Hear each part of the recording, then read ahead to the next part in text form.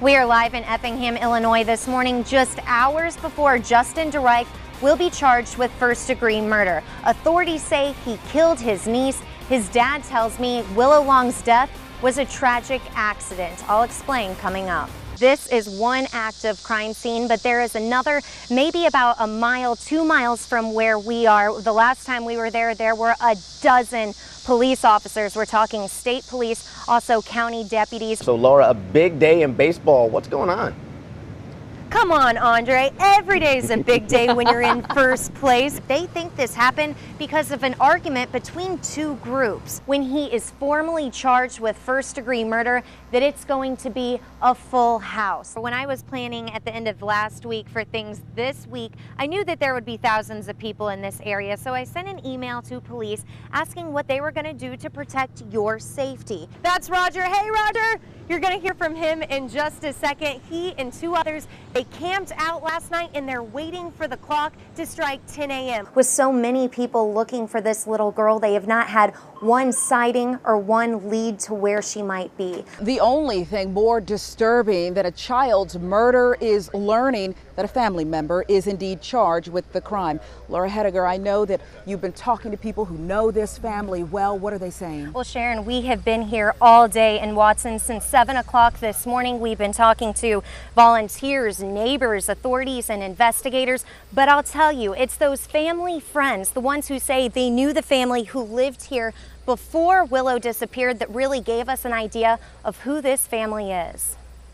They were a very close-knit family that Debbie, her children were her whole life. Willow was the grandma's whole life. Today, that close-knit family must come to terms that one of their own, 22-year-old Justin DeReich, is the man police say killed little Willow Long, his own niece. Tina Sept is a close family friend and neighbor of the DeReichs. So knowing them on a personal level has actually been real hard. She says Debbie and Dale DeReich, Willow's living grandparents, alerted her and her husband, the town mayor, about the 7-year-old's disappearance before they called the authorities. She also says Justin DeReich was the last person to see Willow alive.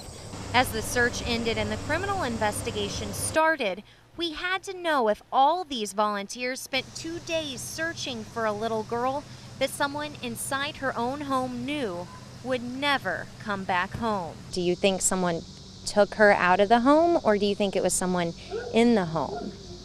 I really don't know. I've had thoughts both ways.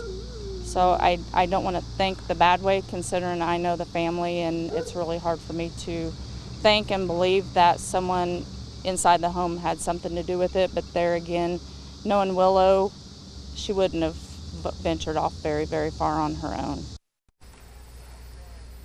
And just within the last 10 minutes, I had a chance to speak with Willow's grandfather, that is Justin's father, and he told us quite a story of what he says happened to his granddaughter. And Sharon, News 4 is working very hard to confirm that story. Once we do, of course, we'll pass it along to everyone on News 4 and also our website, KMOV.com. All right, Laura, could be quite a bombshell. You'll get back to us with that. She's outside the County Government Center in Effingham, Illinois. Hi, Laura. What do we know so far? Robin, at 12:30 this afternoon, I'm told that court officials will open those courtroom doors to the public, the media, and also the family of Willow Long. Last night, Willow's grandfather, the father of this murder suspect, told me that he and his family will be here in support of that suspect. Then right at 1 o'clock, the 22-year-old suspect will be led from the county jail up here to the second floor courtroom. That's when the state's attorney will file that first-degree murder charge against this man, Justin DeReich. Willow's body, it was found Monday night after a massive 30-hour, 1,000-person search close to the family's home in Watson.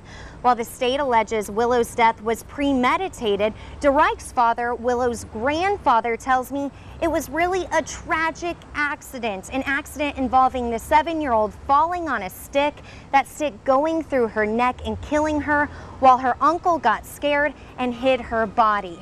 His father also tells me that the suspect is now taking full responsibility for this. But back out here, I will tell you, it has been very difficult getting any answers from authorities on this case. However, someone this morning with the county coroner's office did tell me that the autopsy on Willow's body has been completed. Also, her preliminary cause of death has been determined, but those answers, they should come out in a news conference immediately following today's hearing. It's a news conference that our Russell Kinsall will be in. He will also be in that hearing, and then once he is in that conference, he will be speaking with the state's attorney, pressing for more answers on this case. Be sure to tune in on News 4 at 5 and 6 o'clock to hear Russell's live reports from Effingham County. For now, though, we're live in Effingham, Illinois. Laura Hettiger, News 4. Laura Hettiger joins us from Busch Stadium. Laura, a big day in baseball. What's going on? Andre, you know something big is going on when you see a tent set up right across the street from Busch Stadium. That's Roger. Hey, Roger. You're going to hear from him in just a second. He and two others, they camped out last night and they're waiting for the clock to strike 10 a.m. Why do you ask? Well, hey, News 4 has you covered. At 10 a.m., that's when Roger and his friends, they can make their way over here to the 8th Street ticket office, or you can log on to cardinals.com. That's when you can get your first tickets for postseason play. Tickets for the wild card game and the division series, they go on sale in about 3.5 hours from now. If you do buy tickets today, it's going to be on good faith that the Cardinals can and will hold on to their lead in the NL Central for the final 17 games of the regular season. Three people out here, they definitely have good faith in the Redbirds. I asked Roger, the ringleader of that group, why he would want to sleep outside when he could just go online or call this morning. It's going online, you might waiting room or whatever, or phone. There's no guarantee you're going to get tickets. Down here, I'm first at the window. I give them my money. They give me the tickets. I got them in hand. I know I'm going to the game. Yes, he will be going to the game. That is if the Cardinals are able to make it to postseason play. But hey, if you're a diehard Cardinals fan, you're anything like Roger, you know they aren't, or you're confident they're not going to be the wild card. They're going to clinch the division series, and then your focus is on the pennant and the World Series. You know you want to go to those games. Well, hey, ticket opportunities for those, they actually start tomorrow. There will be a lottery online at cardinals.com. That starts at noon tomorrow. Reporting live from Busch Stadium, Laura Hettiger, News 4. Round of applause for Laura's tease right there. You could learn a thing or two from her. Whoa! How about just a round of applause for Laura? Man. Okay, we'll do that. A round of applause for Laura? Right. I think so. Okay.